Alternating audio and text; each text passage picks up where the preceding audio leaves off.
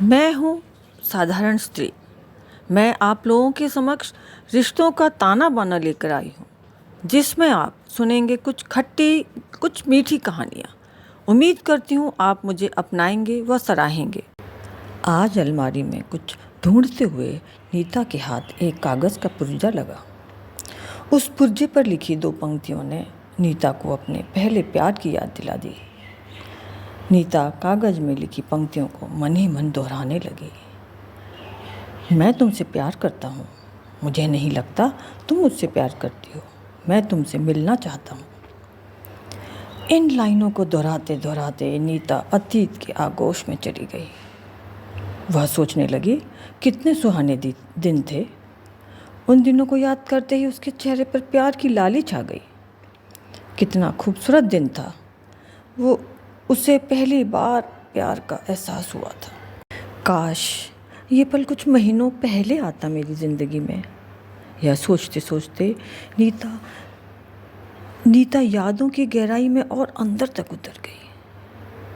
कैसे उससे नवनीत ने एक एनवलप में रखकर अपने प्यार का इजहार किया था। बात उन दिनों की है जब मैं 12वीं कक्षा के बोर्ड के प्रैक्टिकल टेस्ट के लिए रूम के बाहर खड़ी थी। उस दिन फिज़िक्स का प्रैक्टिकल टेस्ट था। हम सभी बच्चे प्रैक्टिकल रूम के बाहर ही खड़े थे। तभी विवेक ने आकर मुझे एक एनवलप थमाया। बोला, नवनीत ने दिया है। मैंने एनवलप खोला तो देखा उसमें एक फ़ोटो थी जो केमिस्ट्री के प्रैक्टिकल फाइल में लगाने के लिए मैंने नवनीत से मांगी थी। फ़ोटो देखते ही विवेक बोला, अरे ये है। उसे शायद कुछ और होने की उम्मीद थी। यह कहते कहते वह थोड़ा रुक गया। फिर बोला, मुझसे मांग लेती, मैं दे देता। यह कहकर वह चला गया। मैं जैसे ही फ़ोटो एनवलप के अंदर डालने लगी तो मुझे एक छोटा सा कागज़ का टुकड़ा दिखा। मैंने धीरे से कागज़ बाहर निकाला। उस पर लिखी पंक्तियाँ पढ़कर मेरा चेहरा सुर्ख लाल पड़ गया। मेरा दिल जोरों से धड़कने लगा था। मैं अपनी धड़कनों को स्वयं ही सुन पा रही थी।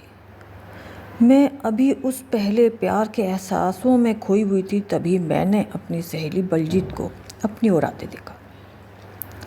मैंने वह कागज़ फ़ौरन अपनी जेब में रख लिया। बलजीत मेरे हाथों में एनवलप देखकर बड़े ही शरारत भरे अंदाज में बोली, ओए होए लव शव। मैंने उसे आंख दिखाई और फिर बोली, चुप कर, केमिस्ट्री के प्रैक्टिकल फाइल के लिए फ़ोटो मांगी थी, वही है। वह फिर शरारत से बोली, सिर्फ फ़ोटो ही थी, कुछ और नहीं। वह अपनी बात पूरी करती उससे पहले ही सर ने सभी बच्चों को अंदर आने को कहा। यह सुनते ही मेरी जान में जान आई। चलो बलजीत से जान तो बची। हम लोग अंदर आकर अपनी अपनी सीट्स पर बैठ एग्ज़ाम देने लगे। तभी मैंने देखा विवेक मुझे देखकर बड़े ही अजीब अंदाज में मुस्कुरा रहा था। मुझे थोड़ा अटपटा लगा, पर मैं भी हल्का सा मुस्कुराकर अपना प्रैक्टिकल करने लगी। पता नहीं आज ऐसा क्यों लग रहा था जैसे सब मुझे ही देख रहे हों। प्रैक्टिकल के बाद जब मैं घर लौटी, मेरा आज किसी भी काम में मन नहीं लग रहा था। मेरे दिलो दिमाग ने काम करना ही बंद कर दिया था।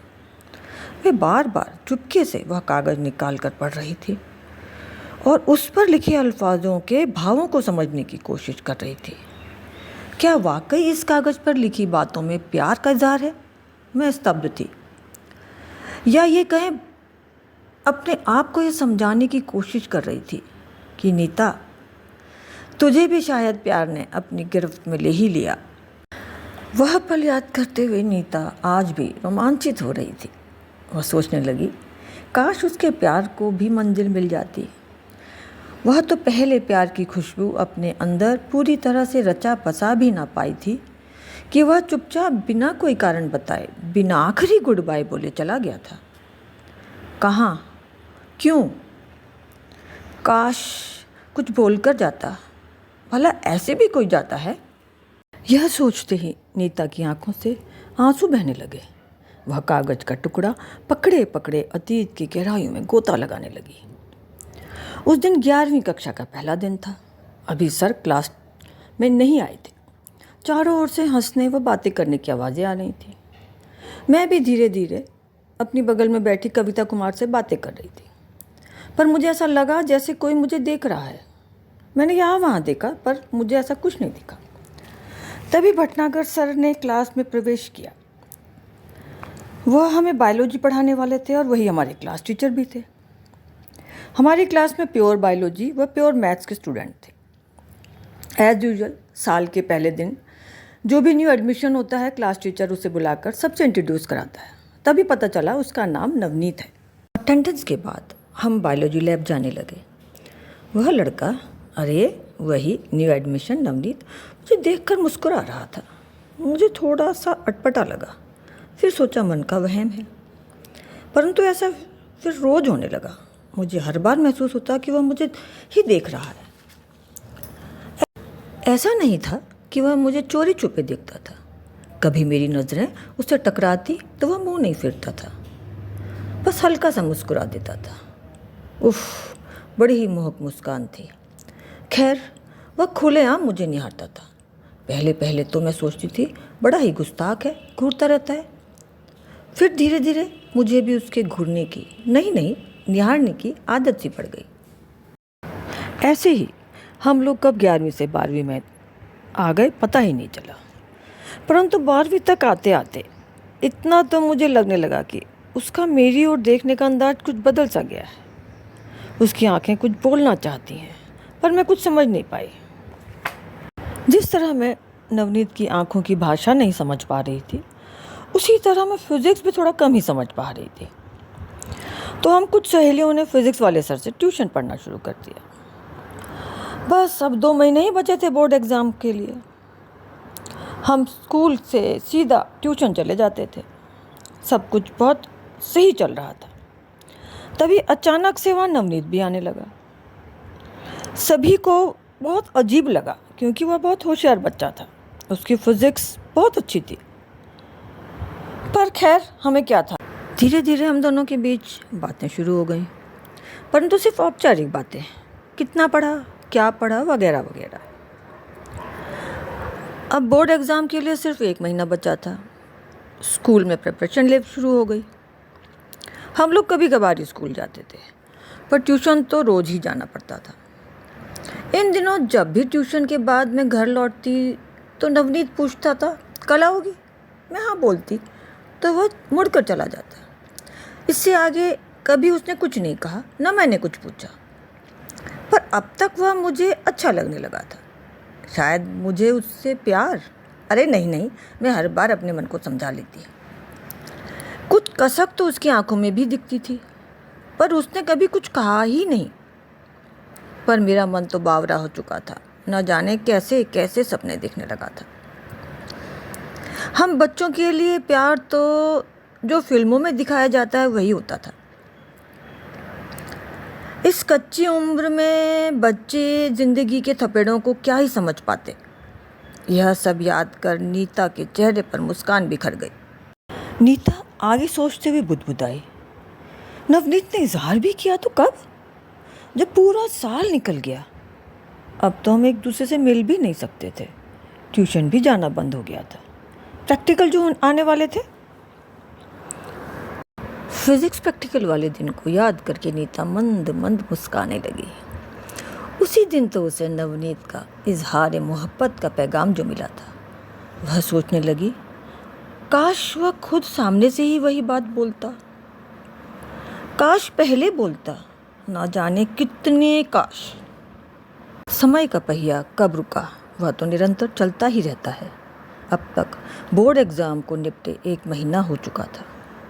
एक दिन पता चला कि नवनीत का IIT मद्रास में सिलेक्शन हो गया है। मैं बहुत खुश थी। मुझे लगा शायद जाने से पहले नवनीत मुझसे मिलने आएगा, पर वो नहीं आया। समय पंख लगा के ऐसा उड़ा कि 5 साल कैसे निकल गए पता ही नहीं चला। मैं भी अपनी पढ़ाई पूरी करके स्कूल में जॉब करने लगी थी। मैं रोज़ नवनीत का इंतज़ार करती, परंतु वो तब जो गया लौटा ही नहीं। यह याद कर नीता की आंखें नम हो आईं। वह दुखी स्वर में खुद से ही बोली, मेरे मासूम दिल को सपने तो उसी ने दिखाए थे ना। प्यार का पहला एहसास भी तो उसी ने ही कराया था ना। उसी ने ही तो मेरे दिल में प्यार के बीज डाले थे। उसी ने तो पहला इजहार किया था। फिर क्यों? नीता के आंखों से झरझर आंसू बहने लगे।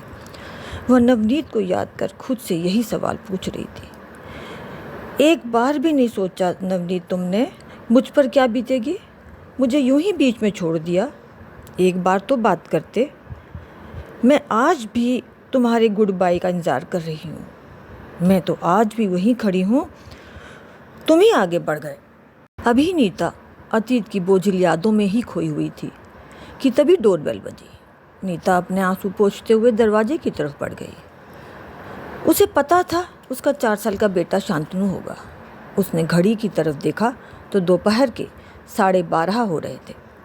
यह शांतनु के स्कूल से लौटने का समय होता है। तभी नीता का मन भी चिल्ला उठा, अब तू भी लौट आ नीता, यह समय सही है तेरे लौटने का। ऐसा ना हो फिर देर हो जाए। इसी उधेड़-बुन में उसने दरवाज़ा खोला। तभी एक नन्हा सा बच्चा चहकता हुआ उसके पैरों से लिपट गया। नीता ने फौरन अपने बच्चे को गोद में उठा लिया और बड़े ही प्यार भरी नज़रों से शांतनु के पसीने से भरे मुंह को निहारने लगी। वह खुद से बुदबुदाई, नीता तू कब तक उस अंधेरे मोड़ पर खड़ी रहेगी? आगे बढ़कर तो देख, रोशनी व खुशियों से भरी जिंदगी तेरा इंतज़ार कर रही है। तू अब भी न लौटी तो शायद फिर ना लौट पाएगी। अपने हंसते मुस्कुराते बेटे शांतनु को देखते हुए उसे लगा जैसे जिंदगी स्वयं उसे अपनी ओर बुला रही है, जैसे वह कह रही हो, हाँ अब लौट चलें।